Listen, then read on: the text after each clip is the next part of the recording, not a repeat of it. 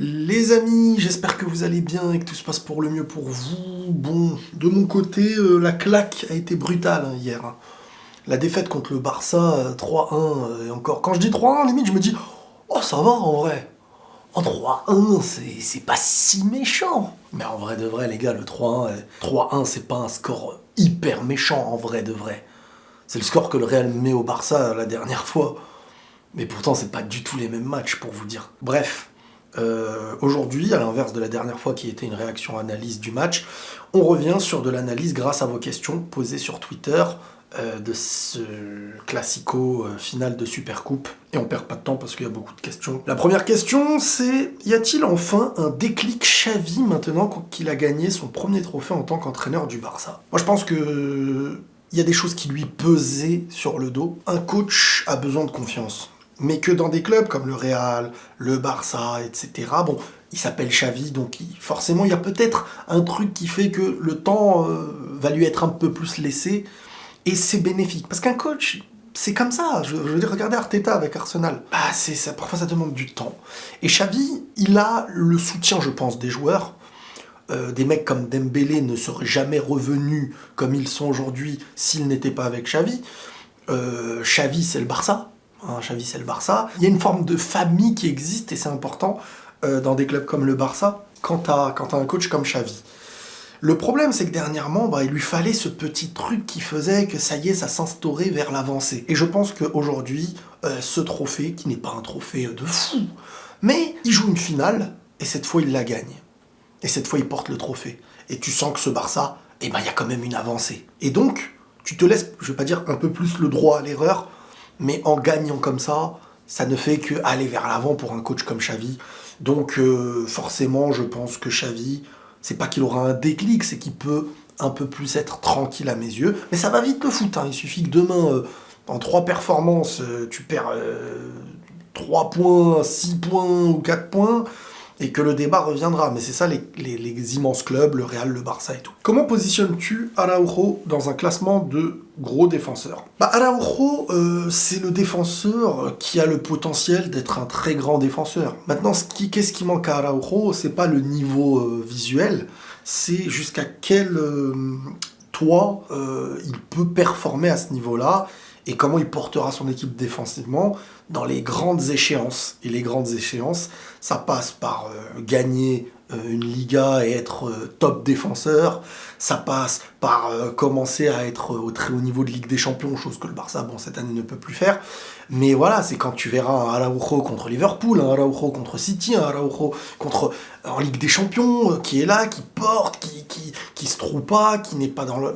C'est là où tu te dis, ouais, bon, lui maintenant on est en train de le mettre dans le top 5 des meilleurs défenseurs de la saison facile. Et ça, c'est un petit peu le truc qui manque, c'est que le Barça arrive face aux équipes espagnoles, Real compris, actuellement, à imposer une forme de domination par période, parce que bon, le Real, la dernière fois, les bas et tout, ça date pas d'aujourd'hui. Le Barça, même quand ils n'étaient pas au meilleur de leur forme, on sent que voilà, en Liga, ils connaissent, ils ont la recette. Les équipes espagnoles ne proposent pas les mêmes armes que des équipes anglaises, top françaises, etc., etc. Donc forcément, le niveau européen sera demandé pour un mec comme Araujo pour enfin pouvoir juger avec de la régularité. Et c'est comme ça, je pense, qu'on pourrait bien constater. Est-ce vraiment le Real Madrid qui a laissé gagner Barcelone ou est-ce le Barça qui a juste mieux préparé le match?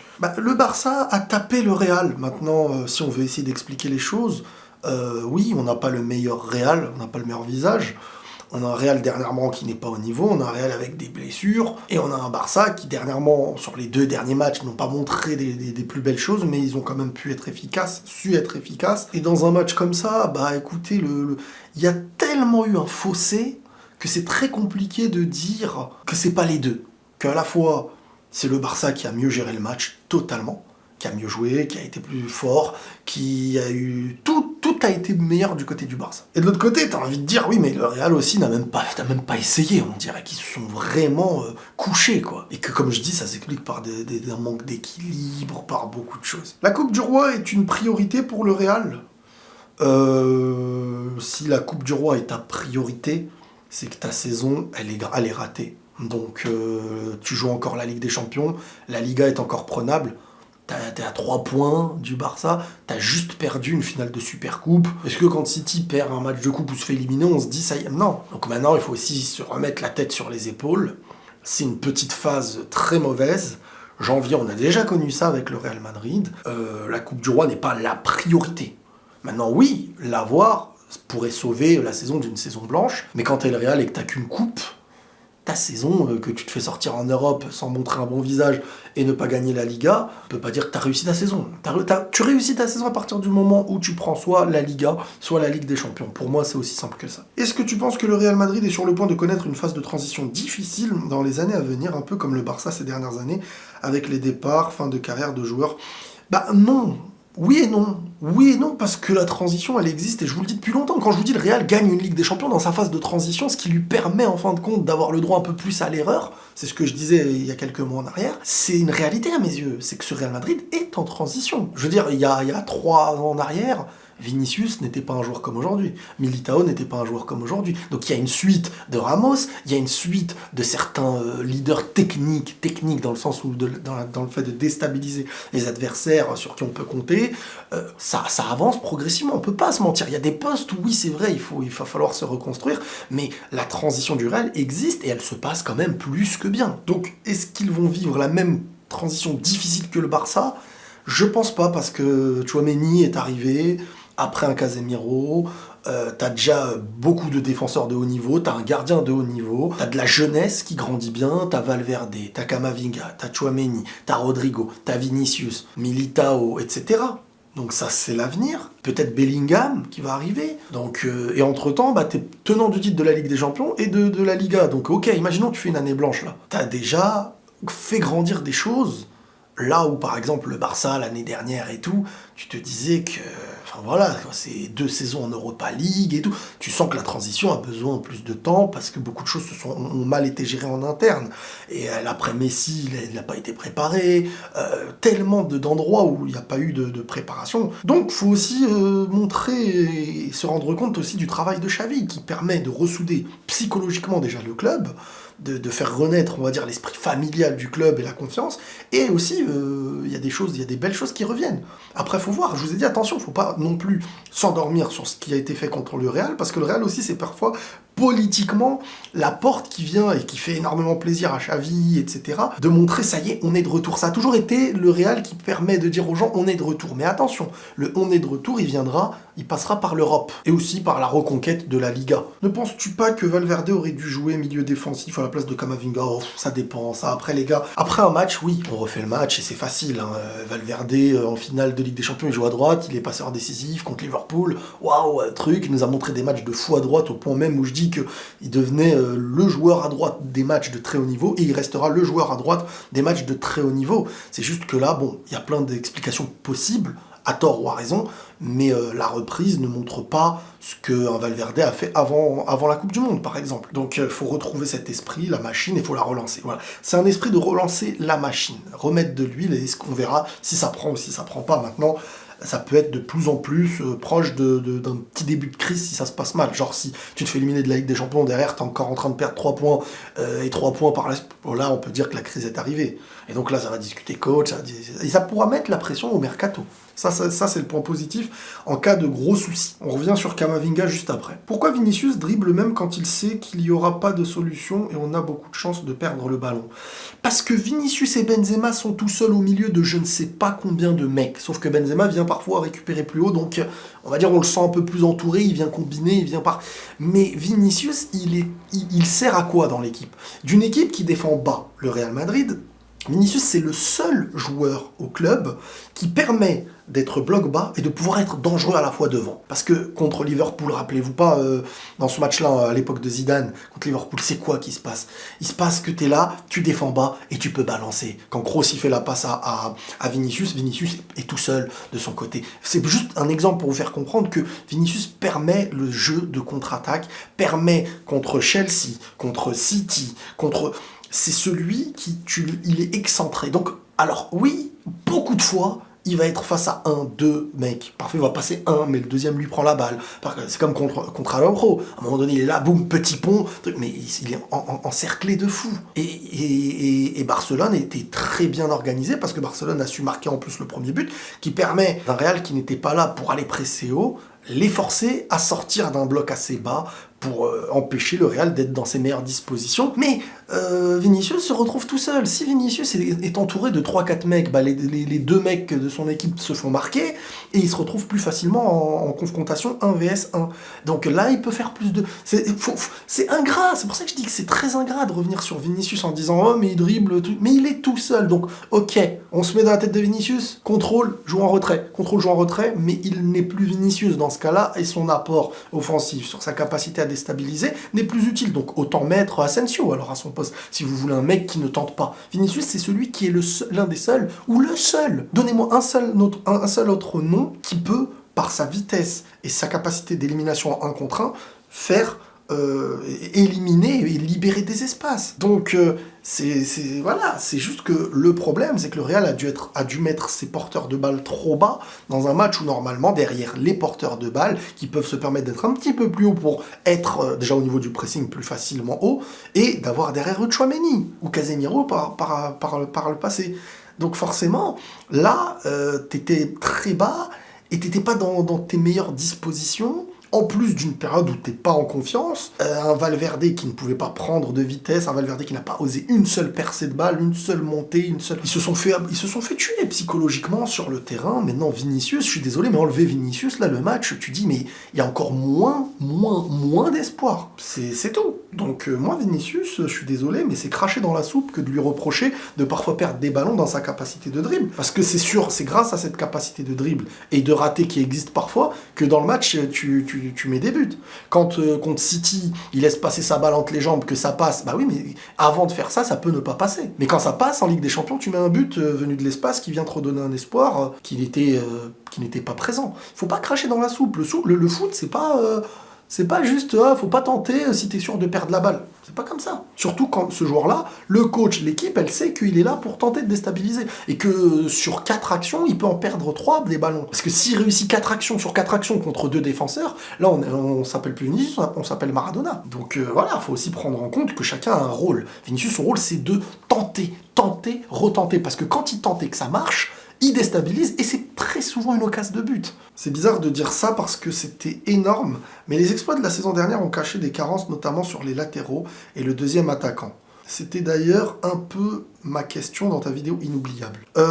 Oui, mais forcément. Mais après, quand ton équipe arrive à faire oublier ses carences, c'est qu'elle réussit sa recette, c'est qu'elle réussit son match, c'est comme ça le foot. Hein. Je veux dire, le Barça de Pep avait aussi parfois certaines carences à certains moments, mais par le pressing haut, c'est par rapport à... En fait, faut mettre en avant tes forces pour que tes faiblesses n'existent pas dans un match. Un gaucher n'a pas le meilleur pied droit, donc on fait en sorte de le mettre dans les dispositions où son pied gauche sera meilleur. C'est un joueur qui a pas de tête, on va pas lui faire que des centres. Donc oui, mais si ton pied gauche te fait oublier ton pied droit qui n'est pas à l'aise, mais que ton pied gauche marque dans des finales de Ligue des Champions, bah au final, c'est que t'as réussi. Donc si le Real arrive à faire oublier certaines carences, l'objectif c'est pas d'avoir à 100% d'être... les plus forts du monde en défense, les plus forts du monde au milieu, les plus forts du monde en attaque. C'est de réussir avec les joueurs que t'as, et le Real a les joueurs. Parce que quand même, les gars, ça y est, hein, faut pas non plus se dire l'équipe n'a pas de joueurs. Oui, dans certains postes, il faut commencer à renouveler. Mais le Real a une équipe, hein, les mecs. Hein, faut pas... Là, on en parle comme si c'était je sais pas quoi. Tchouaméni, regardez le milieu. Tchouaméni, Kroos, Camavinga, Modric, Valverde, Ceballos. Devant, Rodrigo, Vinicius, Benzema. Ouais, peut-être un peu devant pour faire tourner. Défensivement, t'as Nacho qui peut faire des matchs de top niveau. T'as Alaba, t'as Militao, t'as Rudiger. À gauche, t'as Mendy. À droite, c'est un peu plus compliqué. Mais les gars, le Real a une équipe, hein, une équipe de fou même. Hein. C'est juste une histoire de période, de confiance, de bien ou pas bien jouer, mais on peut pas remettre tout sur les joueurs à mes yeux. En mode, y a pas assez, y a pas... Faut renouveler des choses. Mais sans renouveler, tu peux montrer mieux. Peut-on considérer Busquets comme étant le numéro 6 le plus fort du monde lorsque l'équipe autour de lui est cohérente? Oui, mais le numéro 6 n'est pas censé être le meilleur du monde que quand son équipe est cohérente et dominatrice. C'est un poste où tu dois, quand tu es en difficulté, faire en sorte d'équilibrer, de récupérer, d'être... Maintenant, si on parle en termes d'équilibre, de maîtrise de balle dans une domination, devant la défense, un Busquets, c'est magnifique. Même si je dirais pas celui actuel, ce serait le meilleur du monde. Parce qu'actuellement, j'ai envie de dire, bon, il a beaucoup de manques. Hein, je veux dire, on le sait bien, il y a quelques semaines, il y a quelques jours, même tout le monde commençait à se dire, ah, faut pas qu'il joue, faut... Mais moi j'ai toujours dit, à un moment donné, s'ils n'arrivent pas à l'enlever, que ce soit avec l'Espagne ou le Barça, c'est aussi parce qu'ils n'arrivent pas à trouver ce parfait équilibre du joueur qui ne bouge pas, qui est devant une défense, derrière un peu les petits porteurs du milieu, et qui est là et qui ratisse et qui fait exactement ce qu'il a à faire, et qui permet la transition parfaite. Donc c'est très dur de remplacer ça par un mec qui, tu le mets et il bouge un peu partout. Il n'y a pas le même lien avec le milieu et la défense avec le milieu. Maintenant, est-ce qu'il est le meilleur Non, aujourd'hui non. Ah oui, après dans l'histoire de sa meilleure période, top 2 à mes yeux même, hein, je dirais. Parce que c'était quelque chose, hein, dans une équipe qui a le ballon, tu fais pas mieux. Comment tu sens le match face à Liverpool ? Ex-Real Madrid, je ne peux rien sentir. Honnêtement, même si demain il y a un autre Classico, eh ben je me dis le Real peut même peut-être faire l'inverse de ce qu'ils ont fait. Ils sont trop bizarres. Le Classico n'a plus la même valeur qu'avant depuis le départ de CR7. C'est devenu un match banal comme... Non, c'est pas devenu un match banal comme Retafe vs Celta Vigo. Allez demander aux supporters du Real et du Barça si c'est un match banal à leurs yeux. Moi, je trouve pas. Maintenant, les gars, ça y est, faut arrêter de vivre sur le dos de Ronaldo, Messi. Je suis désolé, aujourd'hui, Real, c'est l'équipe qui a de la Ligue des Champions. Hein. C'est les porteurs, c'est les tenants du titre de la Ligue des Champions, les mecs. Donc un match du Real contre le Barça, qui est un Barça qui fait grandir ses joueurs, qui a Robert Lewandowski, qui propose un football, quand on le voit dans ce match, des plus beaux. Oui, les mecs qui sont là que pour voir Ronaldo et Messi ne regarderont plus le foot aujourd'hui presque, tout simplement. Mais honnêtement, ceux qui suivent le Real ou le Barça ont regardé un match, quoi. On kiffait le match et étaient attentifs avant le match. Peut-être pas autant qu'avant. Je veux dire, après ça, c'est le foot. Avant la période, il y avait aussi des classicos qui étaient moins. Avant ce moins, il y en avait qui étaient mieux. Mais pour un gars du Real ou un gars du Barça, voilà quoi, et ça regrandit, et ça va regrandir. Salut Riles, que penses-tu à l'idée de remplacer Ancelotti par Tourelle ? Je suis nul aux questions des coachs. Est-ce qu'il faut remplacer lui par lui ? Est-ce que lui... C'est très vaste. À moins que je sens que tout se passe mal de fou avec un coach, j'ai du mal. Zidane pourrait revenir et réussir alors que sur la fin ça devenait compliqué et l'année d'après je sais pas. Si on me dit qu'on me ramène mieux et que ça se passe mieux, je dis oui. Mais honnêtement j'ai du mal à répondre aux questions parce qu'il faut virer le coach et tout. Parle de Pedri, Gavi, Baldé plus en détail. Le Real a mis les dispositions pour les mettre les plus à l'aise en fait. Mais il pouvait pas faire autrement, le Real, il n'y avait pas de Tchouaméni. Mais je veux dire, si tu fais en sorte que Modric et Kroos reculent pour être sur des joueurs comme Gavi et Pedri, qui eux se retrouvent face à des mecs qui sont bons balle au pied, mais pas sans le ballon. Modric et Kroos ne sont pas des joueurs sans ballon de base, qu'ils ont réputés pour récupérer, etc. Donc au final, c'est comme si, c'est presque comme si tu demandais à Pedri de se mettre dans une position où il doit défendre sur Modric, Valverde, enfin, y a pas cet élément devant la défense qui s'appelle Tchouaméni ou Casemiro par le passé. Je vous l'avais dit, ce truc-là, ça nous montrera un Modric qu'on veut pas voir et un Kroos qu'on voudra pas voir, parce qu'ils auront le ballon trop bas. Et le lancer pour qui, derrière ? C'est pas possible. Donc le milieu, pour moi, a été bouffé. Même si je trouve que Camavinga, au début, il était pas mauvais du tout. Hein. Pas mauvais du tout, mais il fallait qu'à côté de lui, il y ait un Tchouaméni, un Modric ou un Kroos. Mais Tchouaméni, c'est l'élément... On se rend pas compte, hein, je vous jure. Après, Baldé, il a fait un match de fou. Hein. Mais après, les Baldé, c'est intéressant pour eux quand faut gagner des mètres, surtout de assez bas. Il va gagner beaucoup de mètres, et vu que le Real, Carvajal est obligé de monter haut parce que tu es en train de perdre au score, tu te fais martyriser. Là, tu mets Carvajal dans des dispositifs où waouh, il va se faire exploser. Mais dans un match où le Real défend bas, Carvajal n'est pas aussi naze que ça.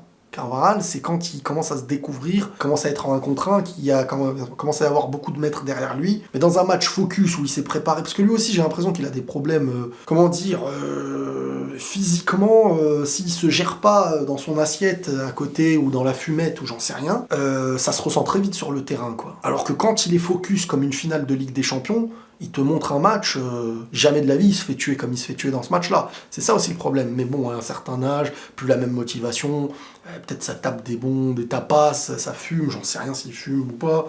Mais forcément, un Baldé, quand t'es haut en plus vers lui et que lui il a de la place devant lui, il a 80 mètres devant lui,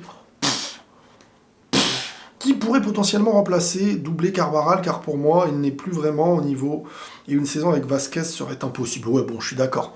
Carvajal, le problème, c'est ça, c'est que dans les gros matchs, quand il est focus et préparé, il arrive un peu à être là, et voilà. Mais déjà, on peut pas avoir trop confiance sur une saison entière avec Carvajal. Et en plus, il y a trop de matchs où il se fait trouer, quoi. Donc, oui, qui? Maintenant, moi, j'en sais rien. Qui est dispo? Qui est possible? Qui peut être pris? J'en sais rien. Si Benzema et Vinicius sont pas là, qu'est-ce qui va se passer? Le banc du Real fait peur. Rodrigo, tu peux le mettre à gauche. Ou Rodrigo, tu peux le mettre attaquant. Et à gauche, c'est compliqué, mais comme je vous dis, quand je dis que le Real est en transition et que les gens viennent me dire bah non, ils sont pas en transition puisqu'ils gagnent. Transition ne veut pas dire il faut perdre pour être en transition. Transition, c'est la fin de quelque chose et qui mène au début de quelque chose de nouveau. On est encore sur la fin de beaucoup de choses au Real. Modric, Kroos, Benzema, les 2 années d'avant, Ramos, Varane. Il y a eu la transition à plusieurs postes. T'as perdu CR7, Ramos, Varane, Casemiro. Et tu vas perdre un moment Modric, Kroos, Benzema. Tous les piliers à chaque poste, c'est ça une transition. Sauf que là, le Real arrive à gérer. Il faut pas se faire endormir par l'échec du moment. Le Real a fait une transition qui passe par la gagne. Et ça, c'est tout bénef aussi. Faut pas le zapper. Il y a que quelques petits postes à reprendre et un nouveau système, etc. quoi. Penses-tu que le Barça peut gagner contre de grosses équipes avec ce style de jeu-là ? Faut voir après au niveau de l'intensité, parce que Barcelone, c'est pas au niveau... Quand elle a une équipe en face qui veut juste jouer au ballon, et qui est une équipe espagnole qu'elle connaît, ça va. Mais quand le Barça commence à se confronter à ce qu'elle ne connaît pas, je parle du Barça actuel, parce que le Barça d'avant, tu leur ramènes qui tu veux.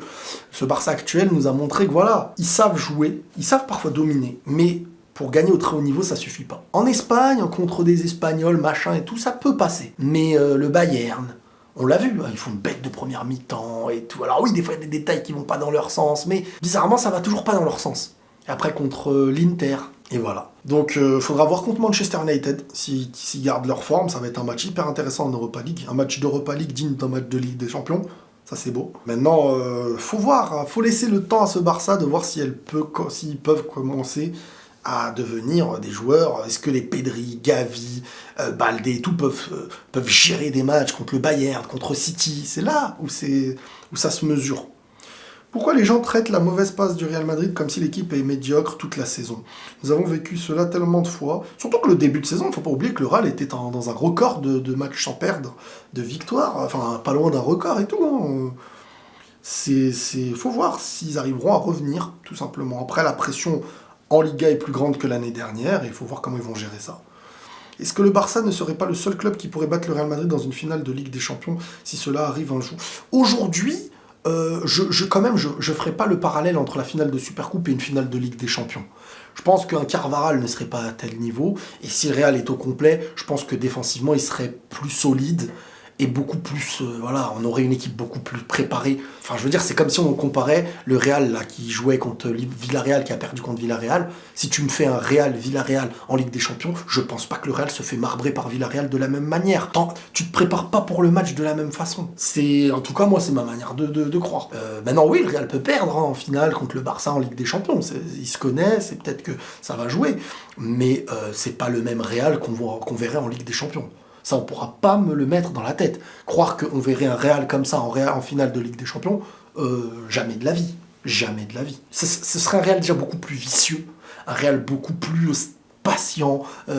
Je pense que ce serait autre chose. Et même Benzema serait focus différemment. Tous les joueurs, ils seraient focus différemment. Que penses-tu du traitement de Camavinga? Injuste selon moi, car ses performances ne sont pas des plus mauvaises. Camavinga, c'est simple. En fait, Camavinga, c'est le joueur qui n'est ni le profil que tu mets comme un Tchouaméni. Devant une défense, il est là, il récupère et tout. C'est ni le joueur offensif, c'est le joueur entre les deux. C'est le joueur un petit peu... tu te dis, bon, c'est ni du Modric, c'est ni du Kroos, c'est ni du Tchouaméni, c'est ni un numéro 10. c'est un mec au milieu qui a un petit peu la hargne, qui bouge un peu partout, qui récupère mais qui n'est pas un récupérateur en soi, qui remonte le ballon mais qui n'est pas le joueur non plus dont on attend la passe D, truc, genre offensif. C'est un joueur qui sert à plein de choses en même temps, mais je veux pas dire qu'il ne sert en même temps à rien. Mais c'est des profils compliqués. Et je pense que c'est pour ça qu'Ancelotti, quand il le met, est-ce qu'il est en train de combler l'équilibre défensif ? Non. Est-ce qu'il est en train de combler l'équilibre offensif ? Non. Quand t'as peut-être... C'est pour ça que c'est aujourd'hui pour moi un profil qui est très difficile à mettre titulaire tout un match. Et je pense qu'Ancelotti aussi, c'est pour ça qu'il le sort très souvent. Il le met, voilà, c'est un déstabilisateur, à la fois quand il a le ballon et qu'il peut gagner des mètres, et à la fois par sa hargne de t'empêcher dans ton jeu. Mais je le préfère toujours dans un match où t'as des bases, un Tchouaméni, un Modric, un Kroos, et 60e minute, 70e minute, c'est un peu compliqué et tout, et lui il apporte de la fraîcheur, de la vivacité, de l'agressivité, du physique, tu vois, il casse quelques lignes, il récupère un ballon, voilà. Pour l'instant, son rôle, c'est ça. C'est pas un rôle de titulaire fixe, constructeur, machin et tout. Pourquoi quand le Barça est supérieur au Real, ils mettent que des gros scores, mais quand c'est le Real, c'est des petits scores. On a tous ça à la tête quand on se mange des grosses patates dans la tronche du Barça, alors que quand toi tu peux leur foutre un score, t'es pas là. Je pense que c'est le football qu'ils ont, un football de possession qui, quand ils mènent +1, +2, te frustre, libère des espaces, et eux, ils exploitent ça au mieux. Et encore, on n'est pas sur un des Barça les plus efficaces, parce que si devant, c'était Messi, Eto'o et compagnie, Xavi, Busquets, Iniesta et toute l'époque, tu leur laisses ça, ils t'en font ça. Hein. Donc aujourd'hui, 3-1, c'est très très gentil. Et c'est aussi pour ça que parfois le Barça n'arrive pas encore en Europe. Quand il faut planter, quand il faut pas encaisser. Mais oui, ce Barça, après, ils ont ce truc de possession. Ils savent maîtriser la possession, les déplacements, l'intensité balle au pied. Et là, ils ont tué le Real. Et forcément, après, quand tu mènes 1-0 contre un Real qui est bloc bas, qui son système est mis en place pour jouer en transition rapide, et que forcément, et que derrière, ils sont menés au score, toi, tu fais tourner. Et t'as le temps de les fatiguer, tu vois, Alors qu'un Real, quand ils mènent contre le Barça, ils sont plus là à reculer, à essayer de contre-attaquer. Donc ils préfèrent accepter une domination, il y a 1-0, et tu te dis c'est le Barça qui va pousser pour essayer d'égaliser, et eux, ils ont un petit truc, ils te mettent le 2. Mais le Barça, même tu perds 1-0, et ils ont le ballon, et toi tu fatigues, et toi tu laisses des espaces, et boum, ils exploitent, et boum, ils marquent. Bref, voilà les amis, ce n'est qu'une finale de Supercoupe. En fait, je dis ça dans le sens où ça ne doit pas perturber la suite de la saison. Il faut vite se réveiller. Et c'est bien parce que là, le Real n'a plus le droit à l'erreur. Et quand tu n'as plus le droit à l'erreur, si tu rechutes, tu dois donner suite à ça. Et parfois, ça réveille un peu le mercato, ça réveille beaucoup de choses. Donc, quoi qu'il arrive, il va y avoir de la réaction, soit sur le terrain, soit certains vont sauter. Tout simplement. Les amis, prenez tous soin de vous et la paix sur vous.